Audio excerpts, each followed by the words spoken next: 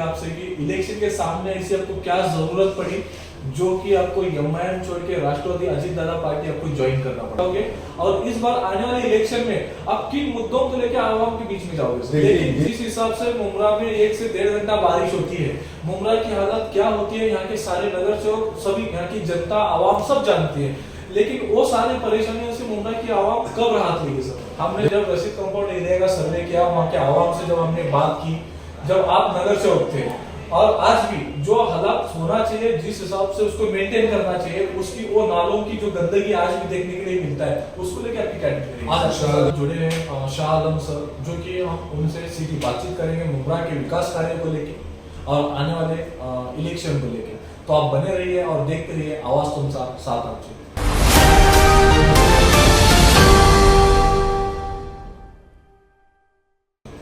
Sir, सबसे पहले तो हमारा पहला सवाल ये रहेगा आपसे कि इलेक्शन के सामने ऐसी आपको क्या जरूरत पड़ी जो कि आपको एमआईएम छोड़ के राष्ट्रवादी अजीत दादा पार्टी आपको ज्वाइन करना पड़ा।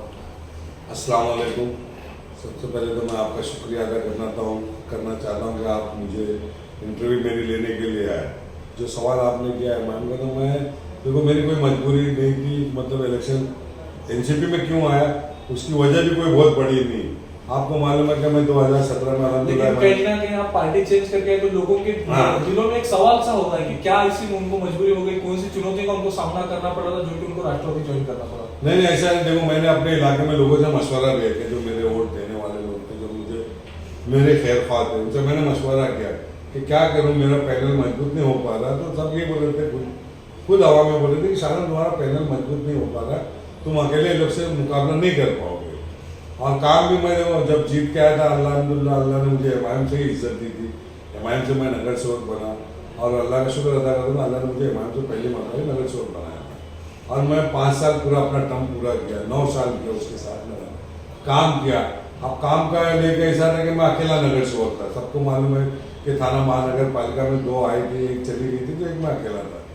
तो मुझे काम करने के लिए जो शहर वार्ड में जो काम करना रहता है, तो आपको भी मालूम है कि बजट लगता है, तो कारपोरेशन में जिसकी जो सत्ता रहती है उसी के लोगों को जाता था।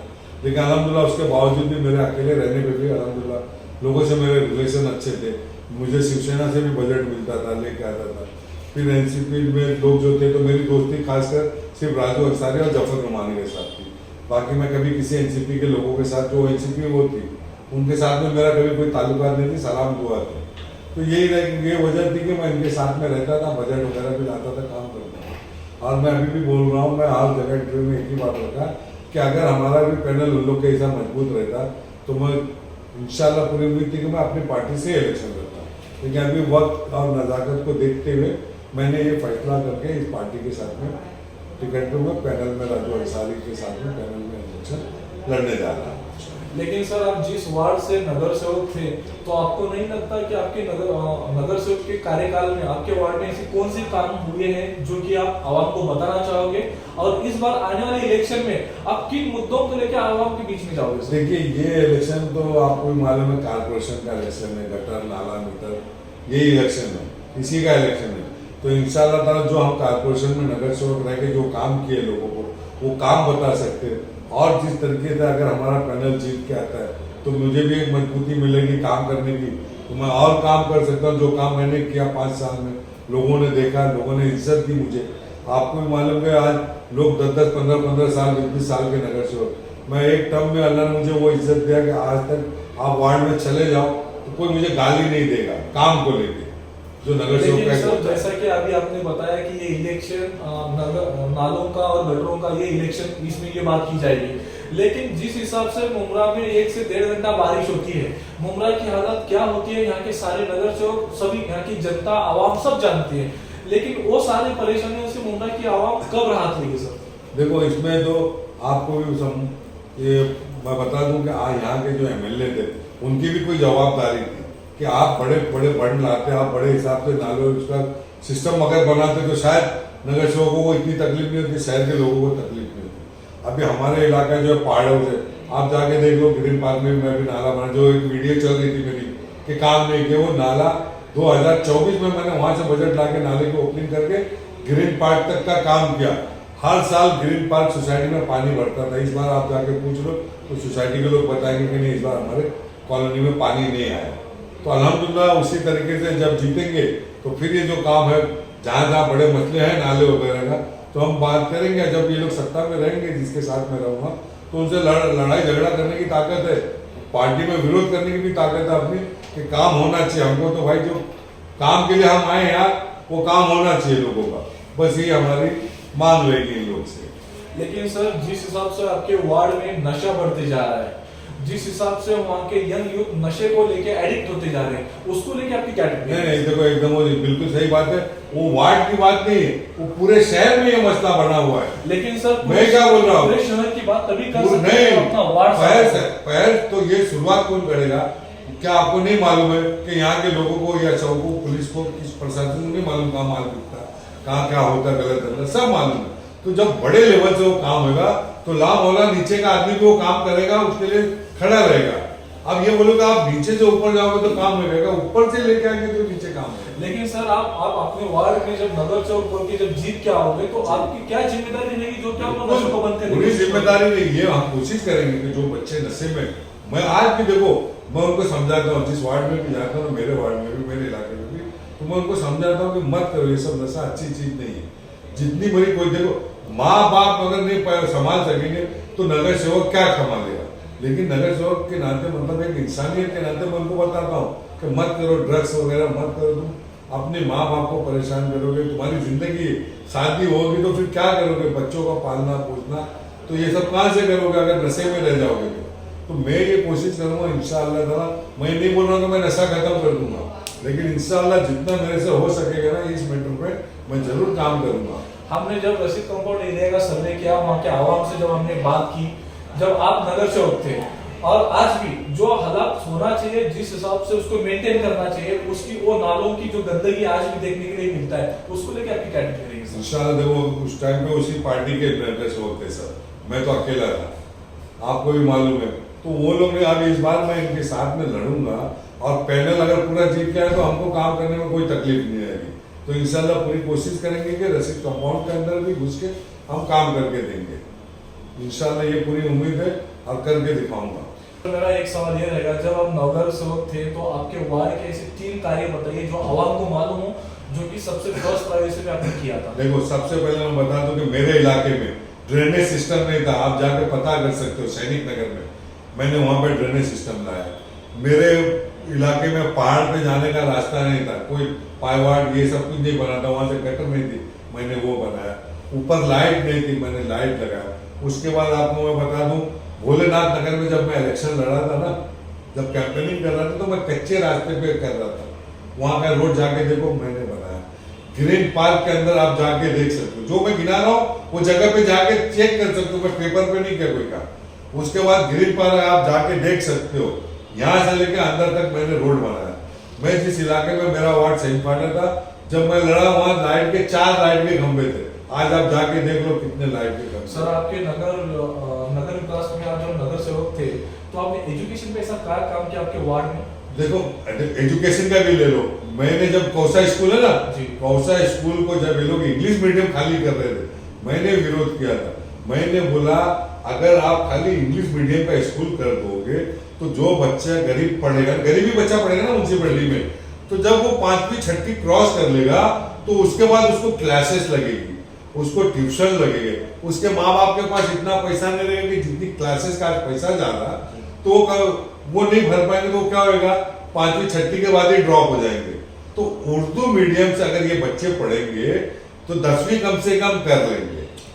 10वीं पढ़ने वाले बच्चे को उतनी क्लासेस की जरूरत नहीं पड़ेगी जितना इंग्लिश मीडियम वालों को लगती। मानते हो कि नहीं मानते ये बात? तो ये भी मैंने बात रखा था उसकी। लेकिन सर, आपको ऐसा नहीं लगता कि दुनिया चांद पे जा रही है, आज भी हम नाले ड्रेनेज पे ही बात कर रहे हैं? नहीं तो देखो मैं क्या बोल रहा हूँ, नाले गटर का काम तो हमारे हाथ में है ना। तो जो चांद पे जाने की बात तो स्टेट गवर्नमेंट और सेंट्रल गवर्नमेंट में जो लोग रह रहे हैं उनका काम है सोचना। वो तो हिंदू मुस्लिम में लगे हुए।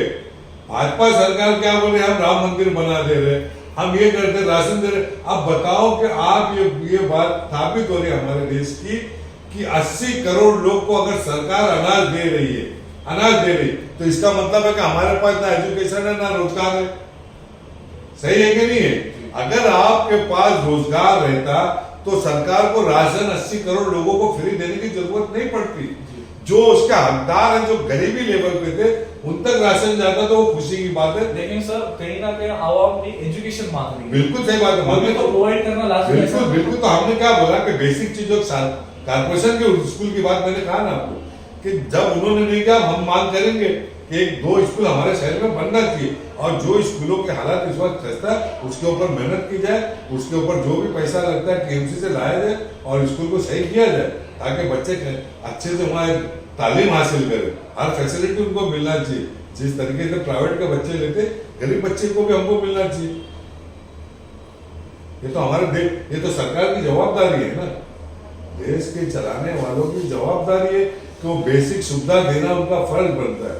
उसमें एजुकेशन भी आता है, उसके ऊपर हेल्थ केयर आता है, और उसके ऊपर रोजगार आता है। तो ये सारी चीजें का प्लान बनाने का काम तो उन लोग का भी है ना, उनको होना चाहिए। लेकिन हम ये सोच रहे हैं कि हमारे लिए जरूरी है कि हम हमारे मोहल्ले के जब प्लान उनका है तो कहीं ना कहीं आप मुमरा को रिप्रेजेंट करने के लिए आवाम ने आपको चुना है, आपके वार्ड को रिप्रेजेंट करने के लिए आवाम ने आपको चुना है, तो कहीं ना कहीं आपका तो 50% तो हम भी तो कर रहे हैं ना। तो हम तो वही बोल रहे हैं कि हम उस पर बिल्कुल मेहनत करेंगे, पूरी कोशिश वही सब पे रहेगी। गटर नाला तो देखो बनना ही है। लेकिन आपको लगता है जिस हिसाब से स्कूलों की हालत होना चाहिए उस हालत में मुमरा के स्कूल है, ऐसा आपको लगता तो है? ये सवाल तो आप लोग को आमदार साहब से भी करना चाहिए। हम करने वाले सर, मैं क्या बोल रहा, ये सवाल आमदार से होना चाहिए। नगर सेवक से भी हो रहा, हमसे हो रहा, ठीक है, हम तो पहले टर्म पे थे, लेकिन जो 10 साल 15 साल के हैं उनसे सवाल करिए ना आप, उनसे सवाल करिए वो क्या जवाब देते हैं। और 10 साल 15 साल के जब हो जाएंगे तो इंशाल्लाह हम आपको दिखा देंगे जमीन पे स्कूल को भी लेके कि हमने क्या किया क्या नहीं किया। इंशाल्लाह ताला हम देखो राजनीति न कर रहे, जो घर चलाने के लिए नहीं कर रहा। मेरे को राजनीति करने का शौक जो है मैं यही है कि मैं लोगों को गरीबों की मदद करना।